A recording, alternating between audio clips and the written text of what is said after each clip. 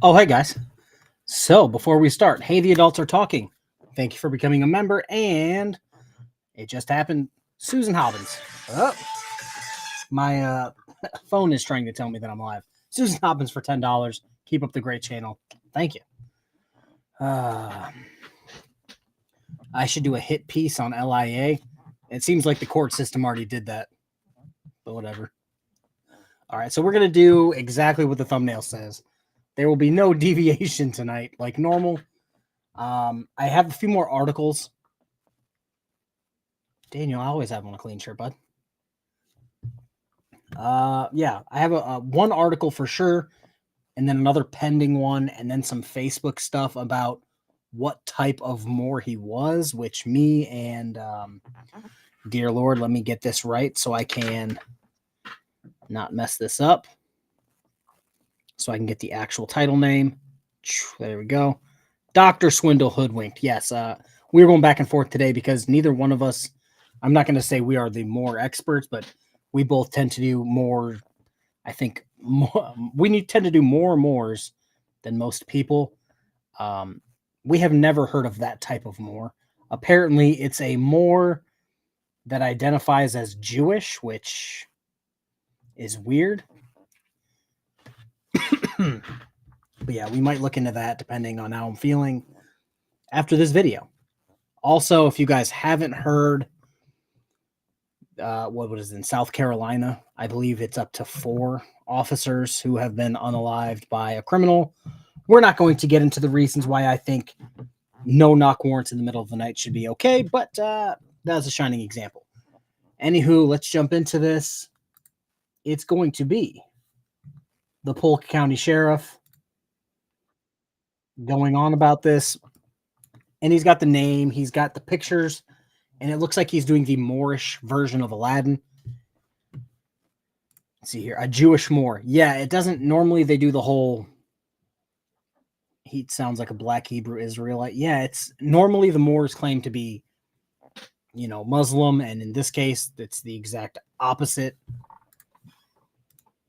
But we're going to watch this video, and then I'm going to go into a little bit more detail about this guy. I'm drawing a blank on his name right now, but yeah, we have that, and it's in the article. Let me pull this up like this. There we go. And here we go.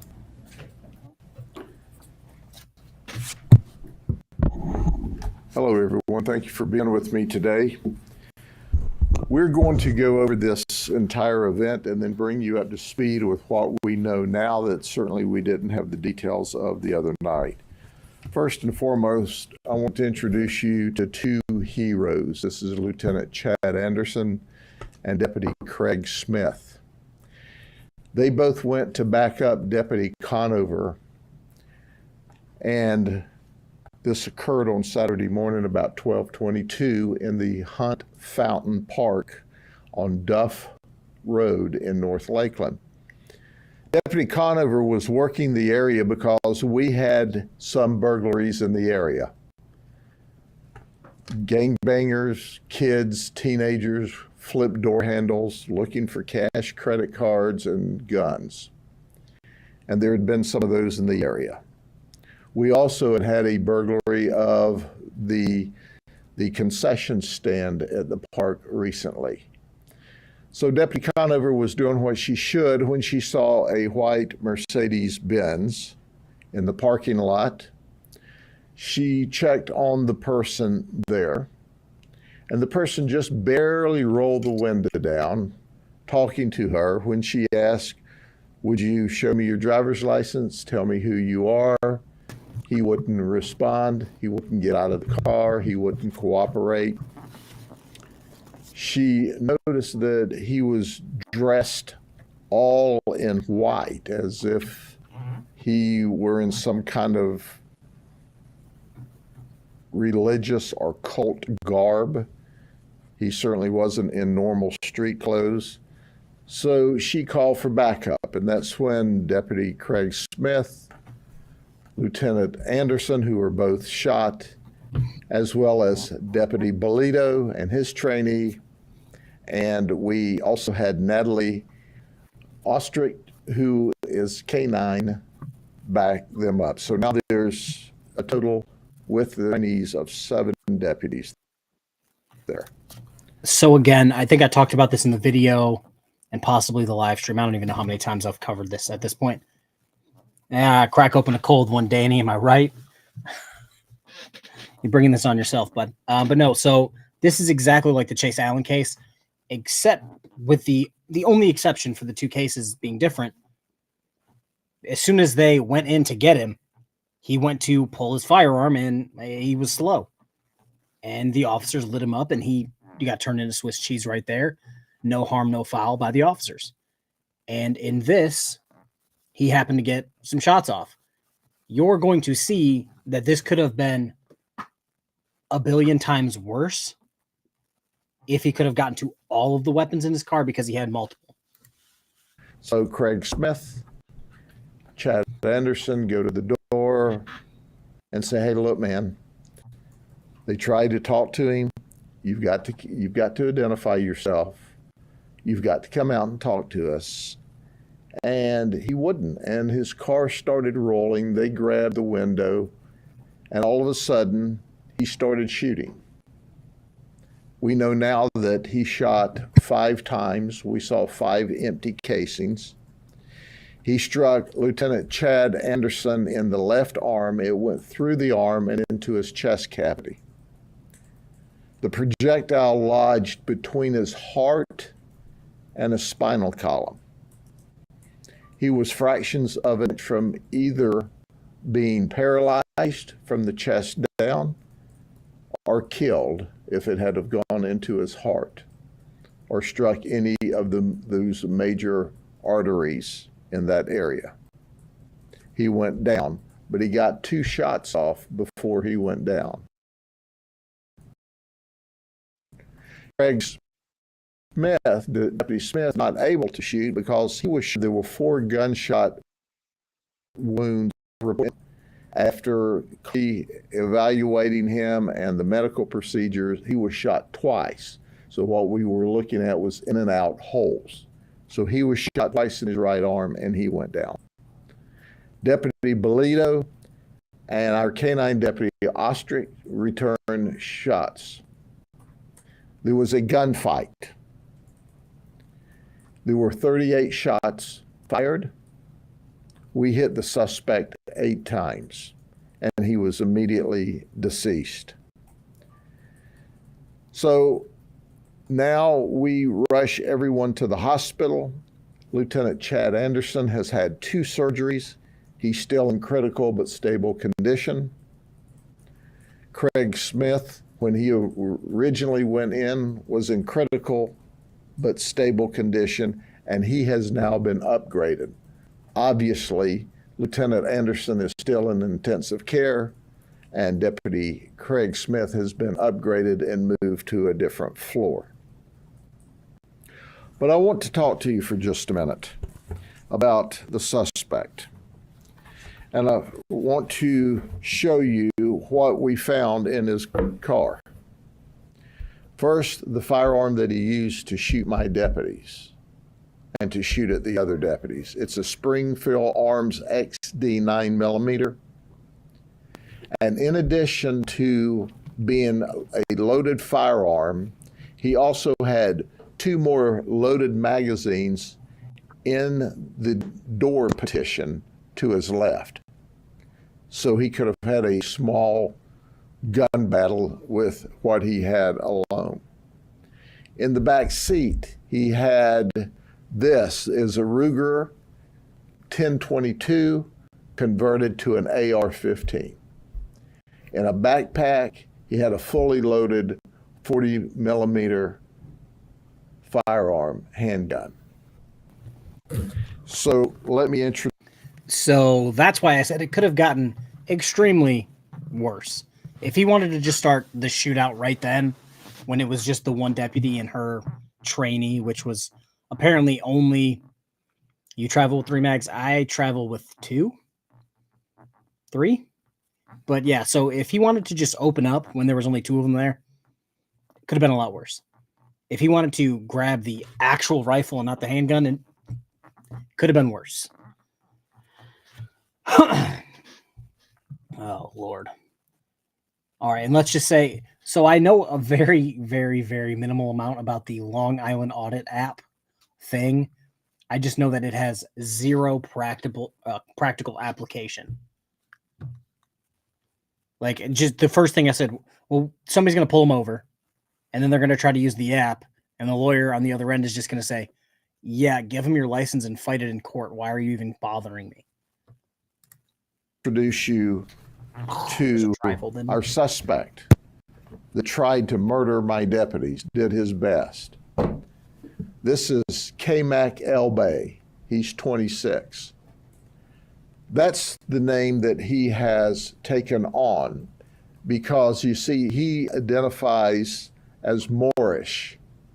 He uses the number 13, lion-hearted, on his Florida driver's license. Beside his signature, he has written ARR, all rights reserved. He's currently homeless. He was evicted from a place in Hillsborough County. He has been moving around. In Pinellas County, he was asked to leave a business area apparently last month. We talked to his mother. She said, I don't know this person. She said, I know Kyron Caples, C-A-P-L-E-S. Kyron Caples is my son. He went to Fresno State after 3 years of college and in studying business. He left. He apparently was radicalized while he was at Fresno State. She said, I raised him as a Christian boy. He was a good man. We found that he didn't have a criminal history. He had a suspended driver's license. So the person that his mother knew and loved, and she'd not seen him in 3 years since he left California, that's where she lives, until we got that fateful call, she had talked to him and had communicated with him and had on occasion sent him money when he needed help. But she says she doesn't know who this K-Mac Elbay is, but that's who he goes by now. Here's his identification card, his Moorish identification card. He's a sovereign citizen. So I wanted to pause it right here because on top of him looking like he's shooting the Moorish version of Aladdin, we've seen this ID before. Damn near every single Moor that any of us cover has an identification card eerily similar to this. Like they're getting it from the same place. Yet no criminal history.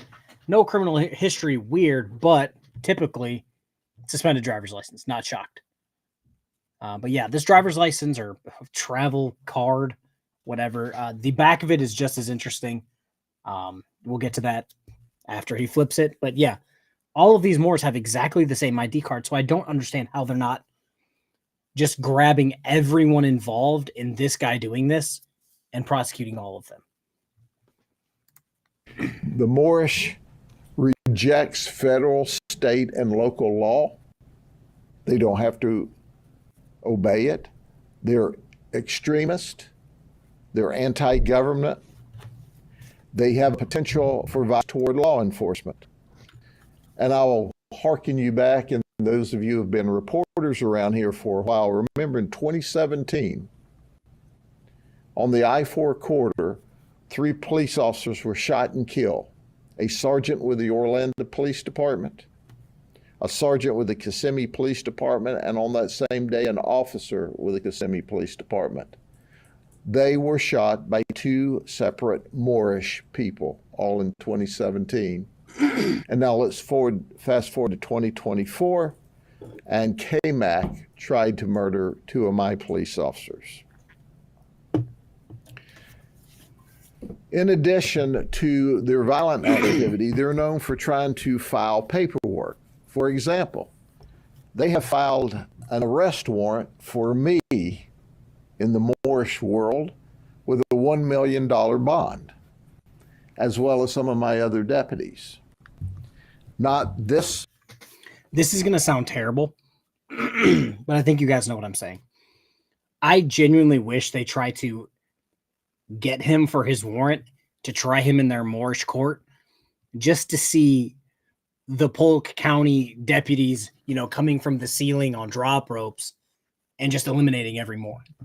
Like, I'm not saying I want that to happen, but less Moors in the world is good for everyone. So I'm just going to sidebar here for a second. Again, a lot of people have a problem with the Southern Poverty Law Center. They're not exactly the greatest source for some things, but they seem to have their shit together when it comes to sovereign citizens and Moorish sovereign citizens. So I'm going to share this page for a second. And we're going to read some of this. Obviously, they're not sovereign citizens, but they're that close. So it says it started in the early 1990s. Oh, God, I'm going to get crucified for this. Why am I drawing a blank on like the biggest guy from like 100 years ago? Anywho, like the tell us more. You're killing me. Killing my thought process. Sheriff Judd, that's what I'm looking for. They are paper terrorists above all else. The Moor that got, for lack of a better term, eliminated in, I want to say, Pittsburgh last year, the year before, he was squatting in a house when he wanted to have a shootout with the police. I want to say Noble Drew Ali. Boom, there we go. Thank you. I don't know how I just blanked out on that. But yeah, that guy was squatting in his brother's condemned house or brother's foreclosed on house, and he wanted to shoot, I want to say, something like 100 times at the officers before he finally got. And I don't want to say, oh, I did this. Everyone who covers Moors covered his traffic stop where he was on the side of the road with the Moroccan flag hanging down, looking all crazy at all the cameras, saying that they don't have any jurisdiction over him, yada, yada. But it's like, everyone knows about this, so why would you in good conscience jump into any of this? Back to this video. There we go. Person, but other Moorish people. We make frequent arrest of these citizens, these Moorish citizens, but we don't publish them because we don't want to market for them. But let me read something to you for just a second. This is an example. Now, here's his ID card, and this is a sample of a card that he had, so that when they want to hand it to you, he didn't, it would say, and you'll get the mindset, this is a valid and lawful form of identification. See United Nations Declaration on the Rights of Indigenous Peoples, Articles 2 and 33, Section 1. You're being put on notice that any unlawful act against an indigenous Yahundum Moor is a federal crime, and you will be fined $750,000 or more.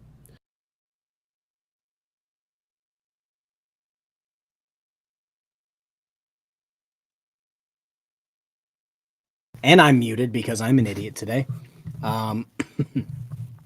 Yeah, the Yahudium Moor, it is out of, I've never heard of them before, to the point where I had to look them up, and the closest thing I could get was some BS on Facebook. And even then, it was from like 1.5 million years ago. So none of them have gotten, I'm going to assume that once this gets out and once it's been seen, anybody who looks this up on Facebook is going to just start hammering these people. And I'm fine with it. Like, do what you want to do. But the fee schedule of $90,000 per hour of detainment is the greatest thing, because Moors are going to Moor at the end of the day.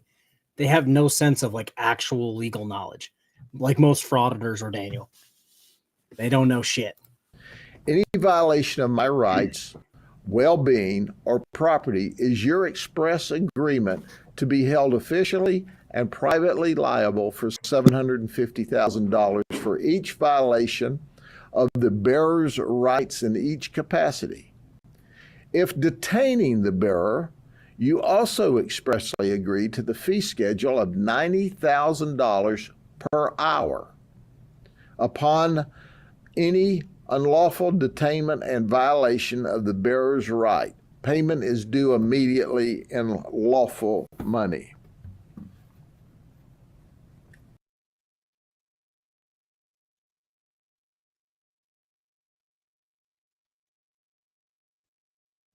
Now my mic is just all sorts of messing up. So he means gold and silver because that's basically the only type of actual currency they recognize. I think that's what scared the Moor off. Lawful money, yeah, gold and silver. God, I wish I could pull it up. I think I just deleted everything off of my laptop. The cease and desist that I sent to Moore after he tried to sue me, where I told him, the treaty of peace and friendship, yada, yada, $250,000 only payable in gold and silver. And then he deleted his channel. So that's pretty solid.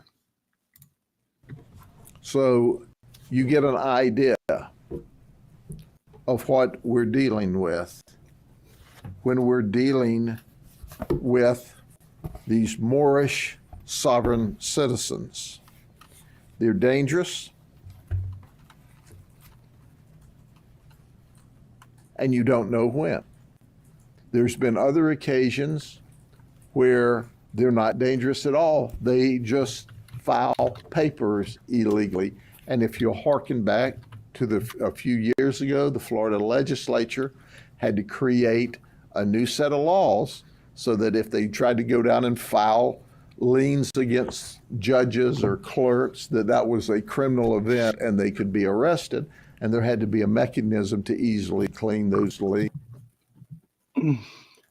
So I think that should be expanded to everywhere in the country because that sounds like the greatest thing ever. Every time they go to file knowingly false information on judges, sheriffs, police officers, it's like, oh, auto charge. This is another drama queen here. Apparently Mears thinks that several officers being shot by a type of person that I cover is somehow dramatic, which is weird.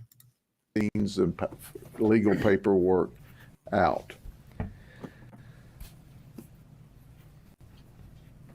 We've talked to the mother twice of our suspect, at least twice. I call him, because this is his given name that he wants us to use, K-Mac L. Bay.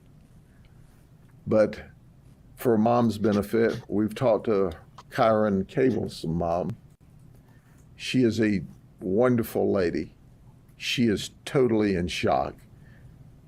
And she said, as she's going to fly in at some point in time, she wants to meet with the deputies and apologize for her son shooting them. That's a good person.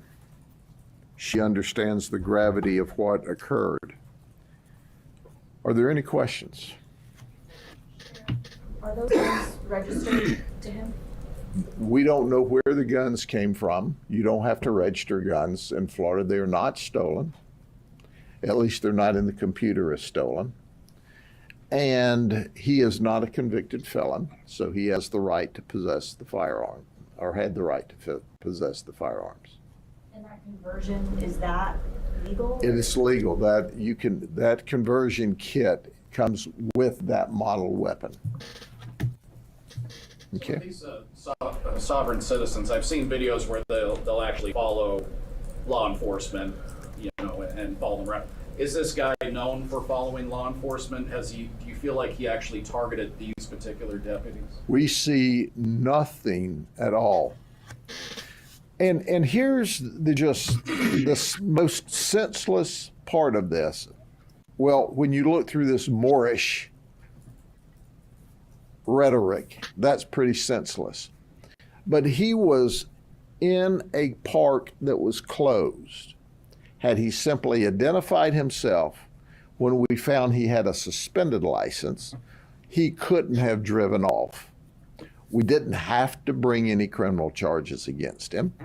More than likely, we would have said, hey, let's get somebody to give you a ride. and that would have been the end of it. Probably not even a citation for being in the park after dark. He was not who we were looking for. We were looking for teenagers that were running through neighborhoods at night flipping door handles. He was not a target. He was not a problem until he made himself a problem. And I think that's what shocks his mother and quite frankly shocks all of us, because up to this point, we see no evidence that he was violent, but we saw lots of evidence that he was capable of being violent. And we also know that his radicalization has increased over the last 3 years based on his conduct, his ID card showing that he's a Moorish person. So why he decided to murder, we don't know, but we know that's not unusual when you look at the history just here on the I-4 corridor. And if you search up, you'll see that these folks that are Moorish and some of these other citizens, as they call themselves, have been violent toward law enforcement. I knew, as you said, you don't want to publicize for sovereign citizens, but can you give us a better idea of how prevalent of an issue this is for your agency? Well, there are sovereign citizens in every county, in every state in this nation. Now, how many? We don't know. We run into them periodically, and usually it's on a traffic stop because they don't have a tag on their car. So you stop them to say, where's the tag on your car? They roll the window down about this far. And we say, wait, may we see your driver's license? I'm not showing you anything. And then they give you a quote like, I am not subservient to the laws of the United States or the state of Florida. You have no right to stop me and interfere with me. I'm a free man or a free woman. And they go into all this nonsense. And we thought it was one more of those. And then we very nicely, very professionally say, sir, ma'am, if you don't open the door, if you don't show us your driver's license, if you don't explain why you don't have a tag, we have to arrest you. I am not subject to the laws of the United States. And at that point in time, we say, ma'am, sir, please, if you don't get out of the car, we've got to take you out of the car. I am not subject to obey any direction by any law enforcement officer. And at that point, we take a punch and we break the window out. We open the car door. We take them out. We put them in handcuffs and take them to jail. And that's what we were doing that night after he resisted us. He had time to think about it, why backup was coming. We didn't rush him. We didn't push him. We talked to him. We tried. To my knowledge, both officers are fine, I believe. Last I checked in my video, they were both one was in critical but stable condition. The other one was in stable condition. I believe he got a picture with one of the officers. They were both doing thumbs up. That was the critical but stable condition. That's the one where I believe it went through his arm into his chest. I believe the one that was bad was, I want to say, North Carolina, South Carolina. Drawing a blank on which one it was, but yeah. That one, I know, I want to say 3 officers passed the day it happened, and then one, I think, just went today. To communicate with him, he wasn't having it. He was Moorish. He was a sovereign citizen. He didn't have to adhere to the laws of the state of Florida or the United States. And then he shot my deputies, and then we killed him, graveyard dead. He had to know that was coming. There was a legion of deputies around him trying to get him to cooperate. He chose for us to shoot him. He made that decision, and we obliged him. And what we have now is we have 2 deputies that are significantly injured, critically injured, and their recovery will be months and months and months. And it's by the grace of God that they're alive. Fractions of an inch, and they would be dead. Anything else? Before I go, we've gotten several phone calls. polksheriff.org/donate. We've had people saying, we want to help. We know that, look, we're going to give them the best medical care. Obviously their salaries are intact, everything's solid, but there's a lot of incidental costs that go along whenever someone gets killed, and we have people asking us, if you want to donate, we'll certainly split whatever donations in half. I had one man call me this morning and said, I'm sending you a check for $7,000. How do I do it? But there's a lot of costs because parents, wives can't go to work, and all kinds of issues. So if you want to donate, this is how you do it, to our charity, and then we'll in turn make sure they get the money. All right, God bless y'all. See you later. Keep them in your prayers, our deputies in your prayers, and also keep the dead suspect's family in your prayers, because they are obviously distraught and have no idea that their son was capable of such conduct. Okay? Thank you. Okay, so that's that video. Stop sharing. I imagine you guys don't want to care about me playing video games and what is recommended to me. But yeah, so we're going to... Where is it? Go to the news article that I brought up for this. And then I might talk some shit, and then we might just bounce out of here for a while. So this one is from... God, I'm going to pull this up because I'm going to absolutely nuke it. Oh, boy. Bang.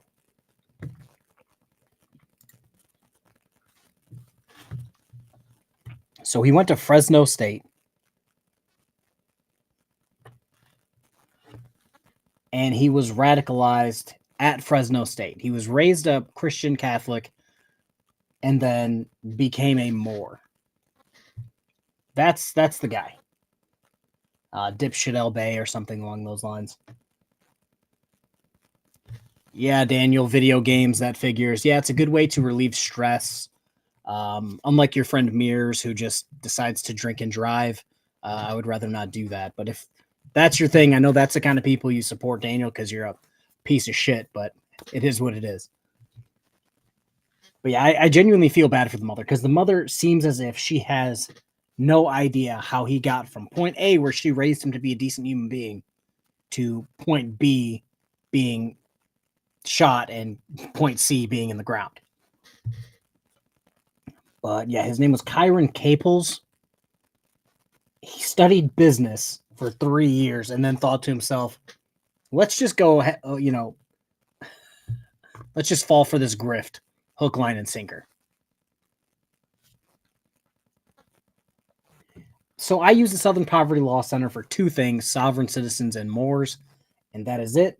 Other than that, I don't touch this stuff. But like I said, it says 1990s, but I'm pretty sure Noble Drew Ali is from way back. Let's just check here for a second. Noble Drew Ali.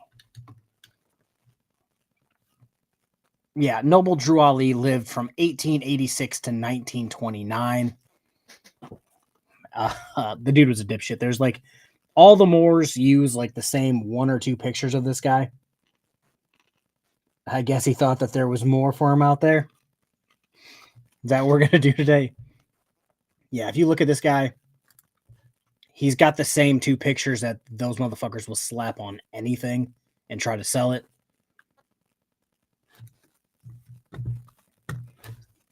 He wanted more out of life. Now he's no more.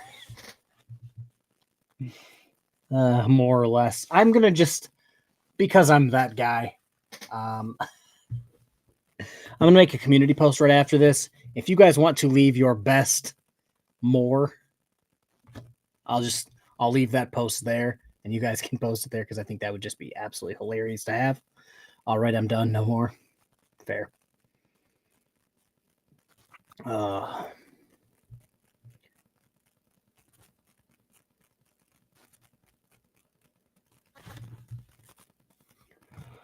Yeah, I know it's weird because I've talked to so many Moors that I want to bounce my head off a wall, but several of them will point to what is it? It's a Facebook page, and this is going to be the one time this dude hasn't posted or tagged me in it. I'm drawing a blank on what the guy's name was, but they all post like a similar site that's absolutely just revisionist history. Oh, God. We need more information. No more snow. More worm food. Give me some more. You guys are killing me today. Let's see. I know there was a Moor in, what's it called? Daniel pitching a guy who stole from his own mother. What was it, driving under the influence and hit and run? You're like killing it with who you befriend, bud. The Moorish Science Temple formed in my town, Chicago, in the 1920ish. I'm just glad I don't live by any of these crazy people. No, I know there was a Moor in court.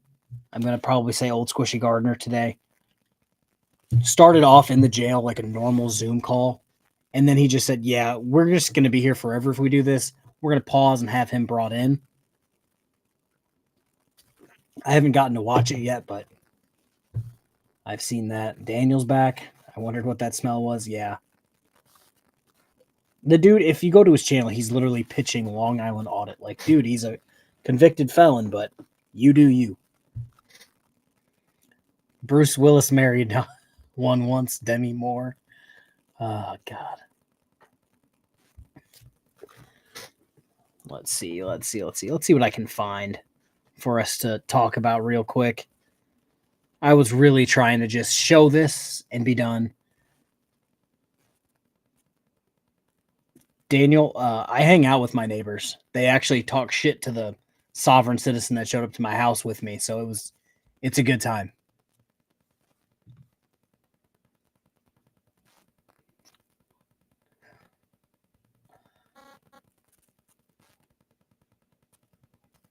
Oh my God, is that what that case was? Well, now we might have to watch it. Yeah, I spent no time looking into it after I saw the label. Because I'm like, I'll watch it tonight while I'm doing something in the office. Let's see here. And the legal paperwork says otherwise, Daniel.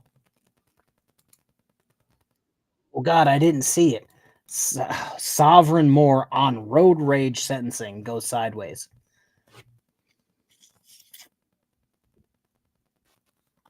Do you guys want to watch this 30-minute video? Because if you guys want to watch this 30-minute video, I'll commit to 30 minutes. I'll wait for you guys to respond. Also, I'm going to make a new intro for the live streams and all that jazz. And it's with a judge that I've never seen before, so that's exciting. He ran up behind a car on the highway, tailgated him so close that they couldn't see the grill. Oh, that's exciting. Well, Peg Leg Finance, you just saw this earlier. I don't know if you saw it. He was claiming that LIA is 9-0 versus the law, even though we all know that that's incorrect.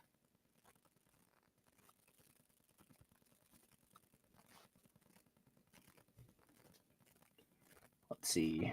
Run the sentencing video. Okay. We'll watch the video. We'll watch the video, friends. Bang. There we go. Anybody with an autopilot vehicle, you know for a fact won't do that. All right. Mr. Hensley, how are you today? Objection. Malik Bey.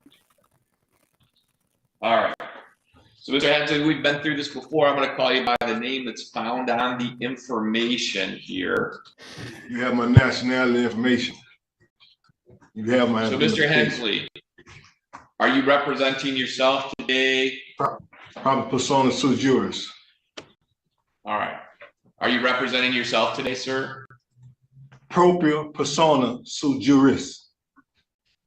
All right, so Mr. Hensley, I'm not certain what you mean by that phrase. All I'd like to know is that whether you're representing yourself today or not. We've had this conversation many times previously. It's up to you, sir. All right, so Mr. Hensley, maybe you don't have a response for the court. Well, you don't know what probable persona so jurors is? That means somebody presenting themselves. All right, so is that what you want to do, is represent yourself today? I'm presenting myself, Islam, yes. Okay, and then as we've talked about sometimes, do you understand that representing yourself can put you at a disadvantage to other folks like the people, attorneys that are representing them? You understand that? No, I do not. Okay, what don't you understand about that? None of it. You don't understand any of it? I don't understand how it's a disadvantage. You don't understand what? Did you say it's a disadvantage? Yes. How's a disadvantage? In what term? In what manner? Because you're an idiot. So the disadvantage would be that they're familiar with the rules of court, that they're trained lawyers and the rules of evidence and things of that nature, things that we've discussed many, many times. So are we talking about law, or are we talking about codes? We're talking about statutes, we're talking about court rules, we're talking about case authority. What Do you about understand law? that you could be at a disadvantage? I understand law. Are we discussing All right. law or I'm not gonna play this game. Hey, Deputy, I Okay, want you well, brought over here in if person. law, We'll put we this have a all law, on the record. or we do a code and statute. We're gonna put this on the record in person. We're gonna get Mr. Hensley sentenced today, and we'll make a complete record, as complete as we can, but I wanna do that in person because we can do this all morning via Zoom, and it's just not very conducive to that. So Yes. So if you go and oh yeah, free Roy. I forgot about Roy. Free Roy. I guess it's. I did not see that email. Notice Moore's tossed Islam in random conversations. Yeah. So this guy, he seems to have taken offense to the judge just pointing out the obvious of, hey, a lawyer is going to know more. So if you're not a lawyer, you're going to be at a disadvantage when it comes to a court case. That's common sense stuff.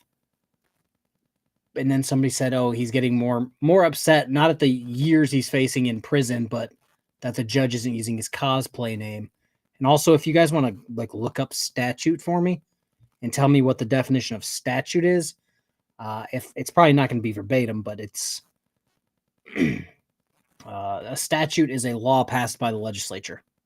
So it's like, congratulations, statute means law. Like, these dudes are idiots.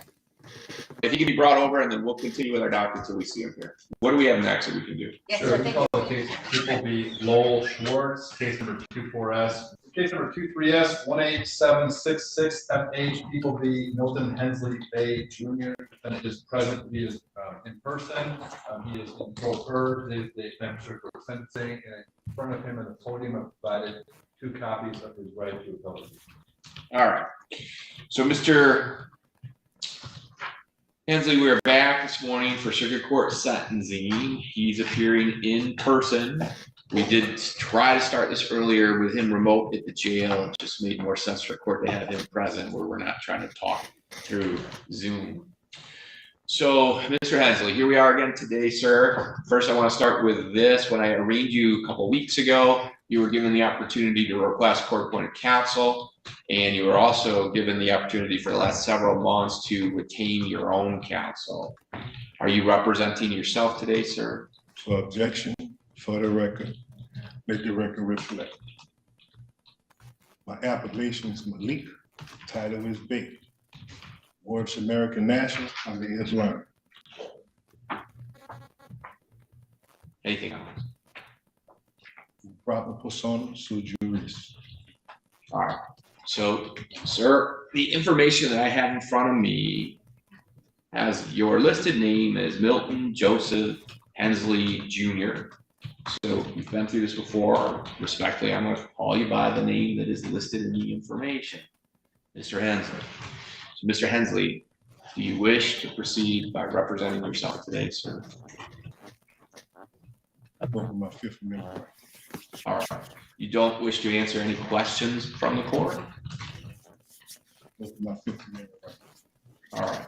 So you're not gonna answer the court when I'm asking, do you wish to proceed representing yourself today for circuit court sentencing? Do you wish to do that, Mr. Hensley? Objection. My appellation is Malik. Title is Big. All right. So then let's get this on the record. As far as the PSI, Ms. Bond, it would appear that the court has a copy of this. Mr. Butler apparently has it. And then what do you know about Mr. Hensley receiving this copy? So Mr. Hensley, have you had a chance to review the pre-sentence report, sir? Objection. My appellation is Malik. Title is Big. And for the record, you have my nationality information within your file. So you know my appellation. All right. So when was our PSI completed, Ms. Bond? Looks like 2/29/04. Yes. Cut it, reviewed it. And so after the review, that would have went out to all the parties sometime in March. So I also want the record to reflect I've seen Mr. Hensley several times as it relates to sentencing. He had been appearing for all his court appearances. He had been cooperating with the court as it relates to expressing his desire to represent himself in these proceedings. He's never wavered from that, which is why the court is inquiring again today. I recognize that sentencing is an important part of the circuit court process. It's certainly a hearing, if you will, that would require and entitle, I should say, the defendant to the assistance of an attorney, which is why I'm asking. However, the court is balancing that with the idea that this circuit court sentencing date has been delayed several times, and the court can't help but glean at this point it just appears to be a delay tactic. The court, we sift that back through the dates, has given Mr. Hensley several times to hire counsel. He expressed that interest. Again, it appears in hindsight that it's simply a delay tactic. The court has given Mr. Hensley several times, actually not even with the sentence that the court's required to give here in a moment, keeping him out on bond to do those things, explore counsel. Even after being arrested on the warrant when he failed to appear, the court also gave him the idea again to request court-appointed counsel. In fact, the defender's office appeared at his arraignment. Mr. Hensley Bays had the ability to fill out the affidavit and request counsel. Here this morning, in response to the court's questioning, he does not appear interested in answering the court's questioning. Again, it appears to be a delay tactic. I am comfortable that the pre-sentence report has been provided months ago to Mr. Hensley. I am comfortable Mr. Hensley has been given ample opportunity either to retain counsel, to ask a court-appointed counsel. And therefore, the court's going to proceed with sentencing today. I can't continue to allow this delay of the matter in what appears to simply be at this point, series of incidents and responses or lack thereof responses simply to delay the matter. I know Mr. Hensley's been engaged with this. We have several filings that are not court filings that he has continued to send to the clerk's office, some of which he has referenced, none of which have anything to do with the case and or the court's requirement to get him sentenced now that he has been convicted several months ago of these crimes. So what I'm going to do is I'm going to start with then Mr. Butler. As it relates to the PSI, are you aware of any corrections, additions, or deletions that need to be made with it other than what we've already placed on the record with probation? I would just ask the court to take a look at offense variable 4 regarding psychological injury to the victim. We did receive a victim impact statement. It looks like it came from Robert Siegel, who was the male occupant of the vehicle. In this case, the victim. We received that just this morning, about 2 hours ago. By email. So I could read that. I do believe it references facts to validate scoring for week 4. All right, so why don't you read that? This is from Rob Siegel, that's Siegel.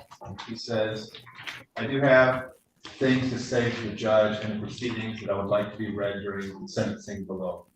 Your Honor, I apologize for not being here in person today, but I could not find the time again to keep seeing this through.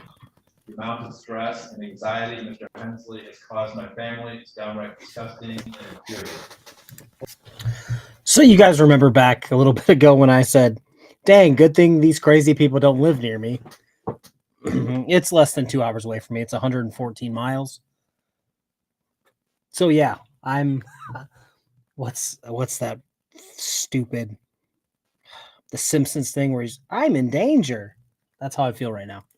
Pull a gun on a family driving down the highway for nothing more than getting out of his way not getting out of his way fast enough is obscene. My daughter, who was only 9 years old at the time with special needs, was terrified, and it took months for her to feel comfortable riding in any vehicle again because she was scared someone was going to cut her life short for seemingly no reason at all. My wife had to start and is still in therapy over this whole situation, which has thankfully helped her anxiety levels to become manageable, but also is not covered under our insurance. So it's cost us quite a large sum of money, and that brings with it its own stresses to our family and social life. I find myself driving and cannot seem to relax because anyone I see speeding up behind us reminds me of the terrible people in the world and just how ignorant someone can be with disregard for others' lives, including those of its own family and child in the car. Being that there are previous charges against Mr. Hensley for almost the exact same situation, where he brandishes a gun and threatens to kill people because of his unchecked aggression and inability to safely operate a vehicle, which then turns to road rage, I plead that the court recognize this man as a danger to society whose blatant disregard for human life will eventually cause someone to lose theirs, if not his own. When is my dog going to chew up this hat? I actually switched dogs. So now Hudson isn't right here. Hudson's in the giant cage. And Dexter's just hanging out over here. And he is the most athletic dog, but he refuses to come into my office unless I tell him to because he's a semi-good dog. So I think this hat is safe. But no, so if this guy has done anything similar before, you guys all are aware of my love for the Second Amendment. Danny, take note. Even if you road rage and brandish a firearm, you should never be able to have a firearm again. I'll eventually show Dexter. He's fugly. Why is he allowed to wear sunglasses in court? Because he's a Moor. Moors do what they want. Because of all the pain, sufferings, financial burdens, and overall creation of trauma and issues in the many lives he's affected, I petition that the court give Mr. Hensley the maximum sentence possible for his crimes, that my family and others he's affected may know some semblance of peace. To Mr. Hensley, despite everything you've done to my family over this very long process and the disdain I have for you as a human being, I hope that your time behind bars will allow you to see life differently, and that you can truly find the error of your ways and become better for yourself and your family. So with that statement, I think we have 2 individuals that are reported by Mr. Stagel to have suffered emotionally from this. His 9-year-old daughter and his wife, both of them were in the car at the time. I think that would validate more than 10 points. I object to that. Hold on, so Mr. Hensley, what is your objection? I can't wait to Prove everything he's saying.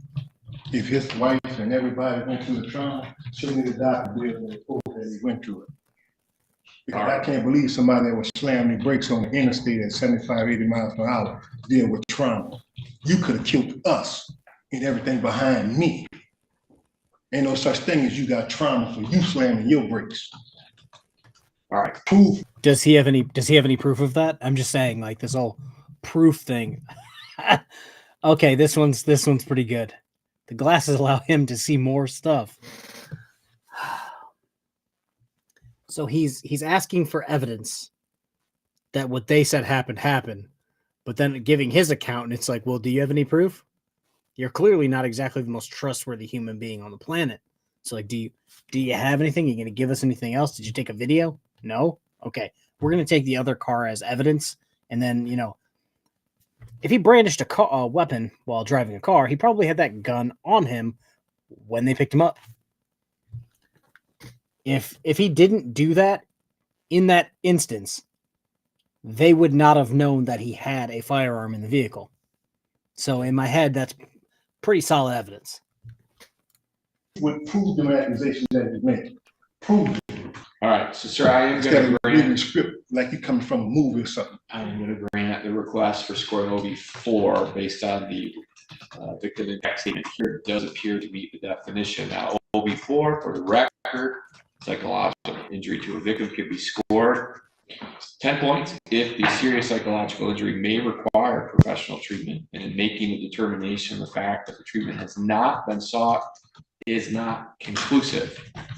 First, we have the issue of the 9-year-old in the car, apparently with special needs, and the dad victim has expressed in that statement that was just read into the record how this is still affecting the minor child.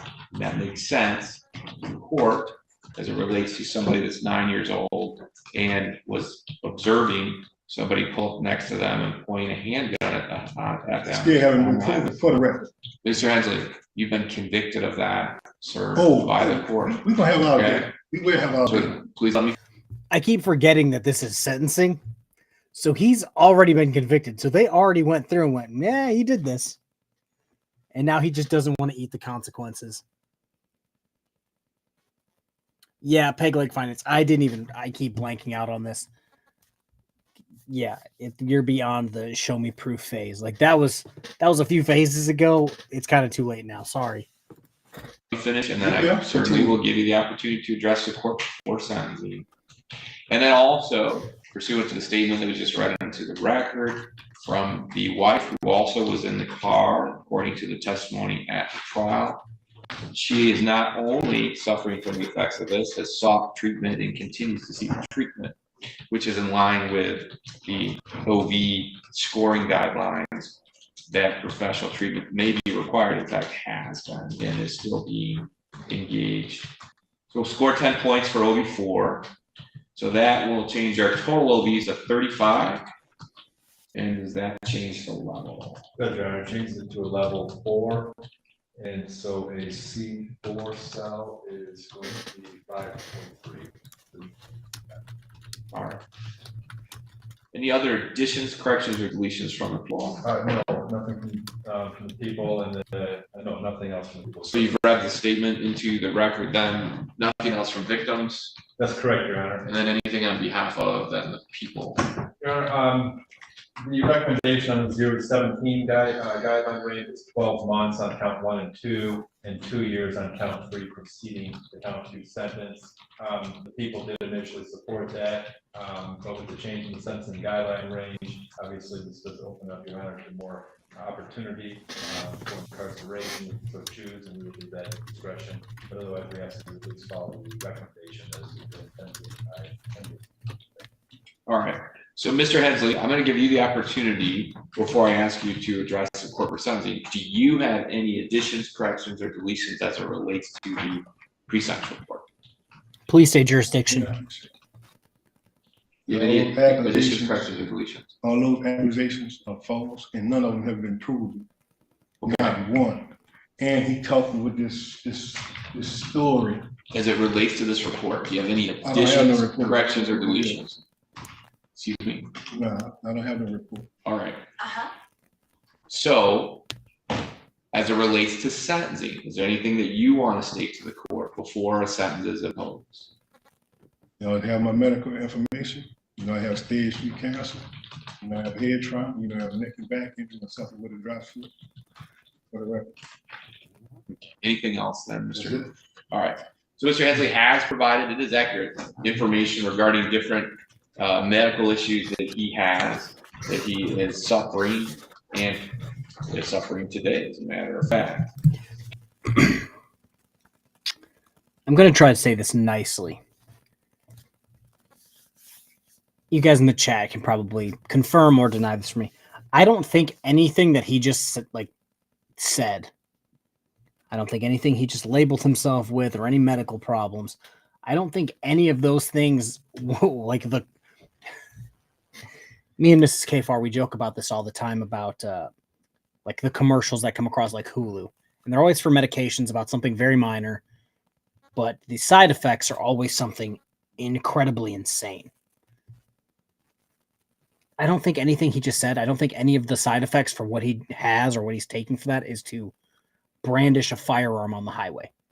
I don't think that's a side effect for any medication I know of. I think he said he had cancer, head injury, back problems. None of the side effects of those things is to go be a road pirate with your vessel traveling 70 on the highway and brandish a firearm. I don't think that's a side effect. Could be wrong. However, as the court sat through this trial, it's clear to the court that what Mr. Hensley was engaged in is troubling. The testimony of these victims where they were traveling on westbound I-96, minding their own business, when Mr. Hensley's vehicle comes up behind them, at a high rate of speed, the victim described with great clarity how close Mr. Hensley and his vehicle were to them, to the point they were extremely uncomfortable. Did not, hold on, Mr. Hensley, let the court finish, okay? To the point that they thought they were going to be struck. The victim, I recall, describing being unable to even see the front of Mr. Hensley's vehicle. That's how close it was, meaning the grill, headlights. I recall the testimony. And that they immediately got over. Victim then went on to describe that Mr. Hensley pulled up next to them and pointed a handgun in this manner, of course, pointing over to the right and directly at these individuals. The victim described how he reached back, sort of to shield his family, and that they were getting down as best they could. Now, all of that, I think, is certainly actions that would cause the victims here to feel their life was in danger if somebody points a gun at them. The fact that somebody is tailgating back closely behind them on the highway at speeds of 70, 75, 80 certainly puts people in danger, could cause people to be incredibly uncomfortable about what's going to happen next.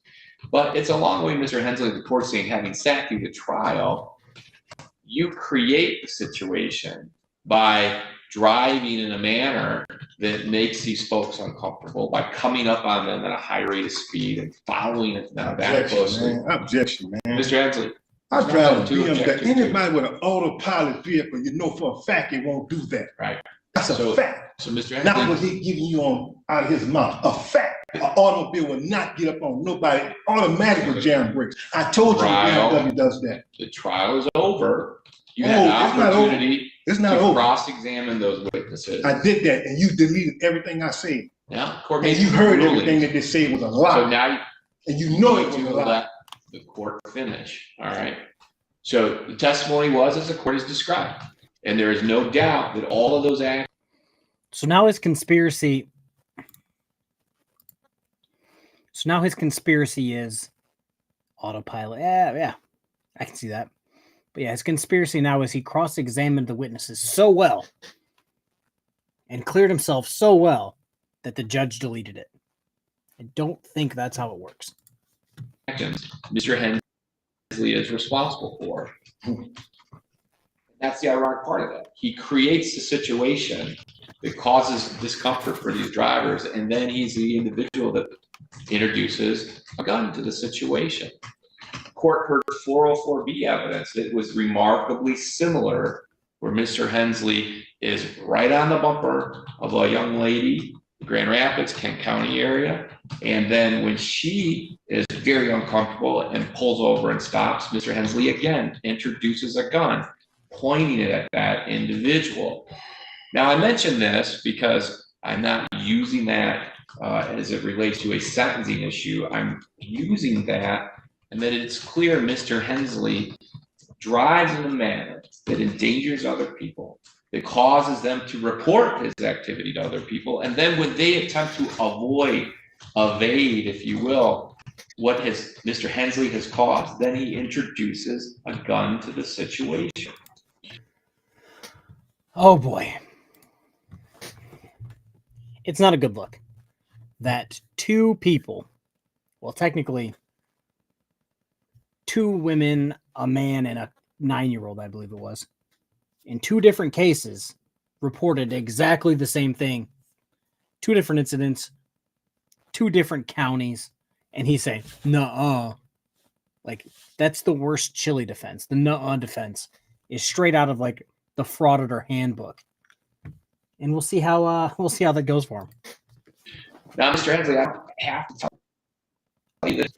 Fairly obvious that in today's world, right? Today's world of shall issue CPLs, that even if you believe that somehow you're justified in displaying a weapon, and for the record, there's nothing in this trial, nothing this court heard with the 404B evidence or the incident at hand here that we're sentencing you on that would suggest that in any way, shape, or form that you were not responsible, that you had any legal justification to introduce a weapon to it. But even assuming in your own mind that you were, what happens with that in today's world is they would have a very easy avenue to articulate, I felt in fear for my life or great bodily harm, and assuming they were lawfully carrying a gun, could take it, shoot you, in other words. And I can remember just in little Ione County, an incident that occurred just a few blocks from here, in which an individual was tailgating a lawful CPL holder going right down Steel Street over here. And so that individual, much like here, got over, pulled into the car wash to get away from this guy. And the guy behind him pulls right in behind him, much like in the 404B evidence I heard with you. And so what happens is the CPL holder, what is this guy doing? He's crazy. He pulls his gun. Now, you can argue whether he could articulate at that time whether he felt his life was in danger of death or great bodily harm. But regardless, so what happens is the tailgater, he then also was a valid CPL holder, and he pulls his gun. And guess what they did? They shot each other, and they both died. The ironic thing is maybe it's the one time that a government program worked 100%, because to get a valid CPL, you have to take this course, do all those things, and part of that is shooting your gun 15 times or something. I can't remember. I worked on all the call. I knew about a CPL. Yeah, well, my point is, so they both hit their mark, and they're dead. And it's started from something just like this. And so my point in demonstrating the story to you, that whole story just went right over his head. He's like, I've heard of CPL. It's like, that's not what the whole point of this conversation was. It was, hey, you've done this twice. Eventually you're going to run into the wrong person, basically. Telling the story is, when you engage in this kind of behavior, it puts your own life at risk. And that you are lucky that hasn't occurred to you, but you certainly have frightened the heck out of people with what I heard in this trial. You certainly were in the wrong, and you're not a valid CPL holder. That's the other problem. And I don't need it. All right, well, I recognize you think that you have some fundamental rights that I'm not aware of found either in state or federal constitution, and you certainly can take those up on review, right? I'm already in what's the district court already. So that's fine. Okay. You can appeal anything that you'd love, any reason you think you have a valid appeal, but they're simply not found in state or federal constitution. And so here we are today. So that's how we end up with a carrying a concealed weapon, felonious assault, felony firearm. And what the court likes to do, Mr. Hensley, as I'm reviewing this, I will say this, I'm weighing positively in a positive manner here. You stand before the court at age 50, you don't have any prior criminal history. Exactly. Which is somewhat remarkable when I heard about the 404B evidence. So exactly. I don't know how that didn't result in some sort of crime, but it didn't. And I'm recognizing that, and I'm going to recognize that in the sentence I'm going to impose here in a minute. We do have the sentencing guideline now, which is 5 to 23 months.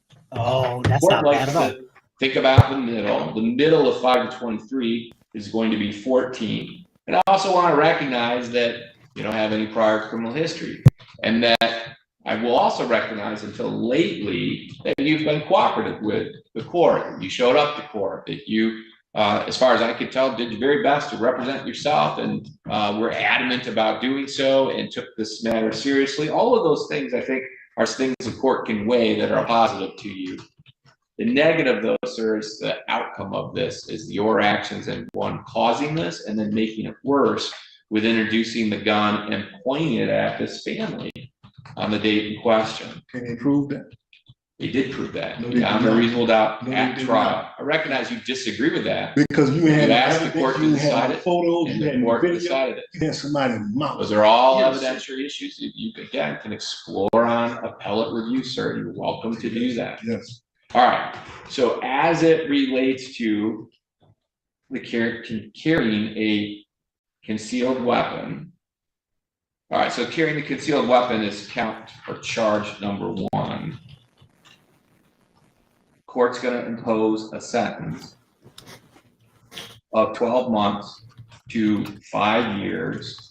That's under the minimum guideline range of, or the middle, I should say, of what the court was looking at is 14 months. So it'd be 1 year to 5 years with the Michigan Department of Corrections, and you do have credit now for 14 days that you have previously served. Drop in the bucket. As it relates to the felonious assault, now this would be charge number 2. The court's going to impose a sentence of 1 year with the Michigan Department of Corrections to the statutory max of 4 years. You will receive credit for 14 days that you have previously served. And then as it relates to count 3, this is the felony firearm. The court is required, Mr. Hensley, to impose a sentence of 2 years with the Michigan Department of Corrections. And then counts 1 and 2 that I mentioned earlier will be served concurrently with each other, but this count 3 by statute is required to be served consecutive with and preceding these other 2 counts. So 2 years with the Michigan Department of Corrections. As it relates to the monetary obligations, Mr. Hensley, the court is required by statute to impose $130 as a crime victim rights assessment. Court's going to impose court costs in the amount of $1,500. Yeah, for some reason, every criminal and their brother basically thinks that everything should be on recording. And it's like, well, you literally did this while driving on the highway. Most people just don't have their phone out while they're driving specifically to record somebody pulling a gun on them. Like, that's not a normal thing that happens every day. $60 DNA testing fee, and then required by statute are these state costs in the amount of $68 on count 1, $68 on 2, and $68 on 3. All right, so Mr. Hensley, you do have a right, and this is something you're interested in. You've expressed that interest to seek appellate review of the sentence the court has imposed. If you'd like to do that, you have 21 days from today's date to make that request. You have the appellate paperwork there. Right in front of him along with the pen. All right. He's already in the district court. You want the case number? So hold on. So you have 21 days from today's date to make that request. All right. If you want to ask for a court-appointed attorney as it relates to this appellate review, you have a broader window of 42 days to make that request. Okay. Because you were convicted at trial, you have an automatic right to seek this review, meaning that if you ask for that review, then the appellate court will have to take a look at it. All right. So if you can, then there's a pen there. I need you to sign. There's 2 copies of that. One for you to keep, the other one for you to initial and date that you've received it. If you could do that for me, sir, it's right there on the podium. This is your own rights. You take that with you. I'm not signing anything. All right. So for the record, Mr. Hensley Bay is indicating you don't want to sign that, sir. I'm not signing anything. All right. So for the record, then, though, I am going to send back with the deputy his copy of the appellate review form. I'm going to place the unsigned appellate review form here. Mr. Hensley, only because we've dealt with this case for so long. If you want to explore these, though, this form is important to you. Okay, I recognize that you are refusing to sign it or acknowledge it for the record, but this is something that you want to file timely if you want appellate review of this. They don't okay? have jurisdiction, so they don't have jurisdiction, neither do you. All right. Well, I think that the court has jurisdiction, We don't see. and if you want this reviewed by a Michigan court, then you need to file that. But I'm going to give that to the deputy. We'll keep it in your possession, and you're free to go. That's it.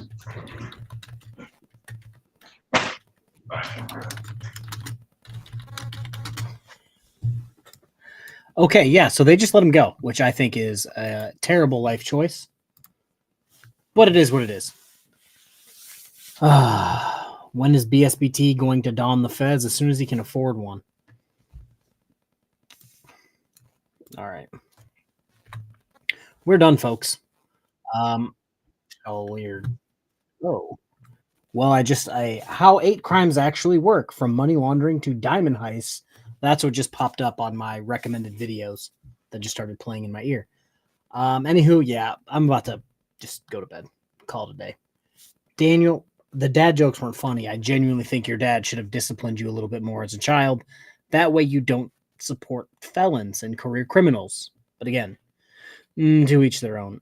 Yeah, I need broken system, broken trust to actually get caught, because I know Judge Shackelford will not let him go anywhere but in her courtroom. And that's just good quality entertainment. Good family fun. But yeah, I'm out of here. If you guys want to watch, if you guys are still bored and want to watch something, I did do that video live stream. I think it's both now on KTZ's channel. What about Deadbeats? Broken System, Broken Trust is also a deadbeat. Yeah, if you want to go over to KTZ's channel, we did that video covering the Chase Allen whole thing from start to finish, even including his mother's traffic ticket in court where he got tackled and all that jazz. So that's great if you want to go watch that. All right. Everybody have a good rest of your day. I don't know if Artie's still live. I know he was live a little bit ago, but go watch that if you're bored too. I don't know. Have a good rest of your week, I guess. I'll see you.